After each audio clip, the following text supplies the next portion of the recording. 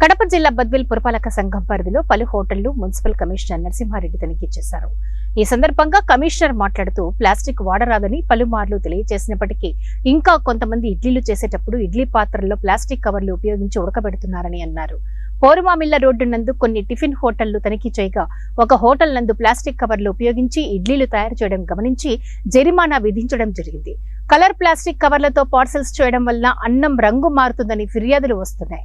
Plastic ను ఉపయోగించి ఇడ్లీలు ఉడకబెట్టడం, వేడివేడి పదార్థాలు పార్సెల్ చేయడం వల్ల ప్లాస్టిక్ కరిగి క్యాన్సర్ కారక రసాయనాలు ఇడ్లీలు, కర్రీస్ వంటి తినుబండారాలలో లోనికి చేరడంతో క్యాన్సర్, మెదడు, నరాలకు సంబంధించిన అనారోగ్య సమస్యలు వస్తాయని అన్నారు.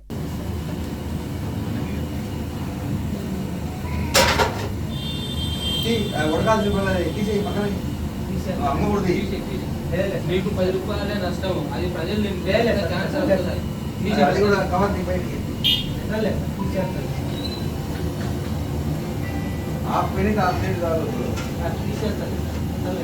నీకు చెప్పదు కదా, చెప్పిందా లేదా?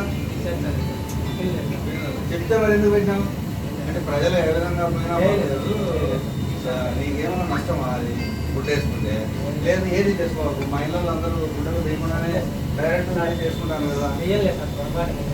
పొరపాటు చేయలేదు. మేము అందరికీ మీటింగ్ పెట్టి చెప్పినాము, రోజు జరుగుతున్నాము, ఎన్ఫోర్స్మెంట్ ఉంది.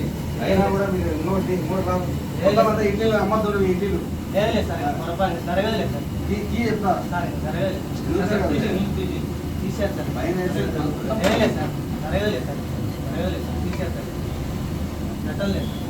చెప్తా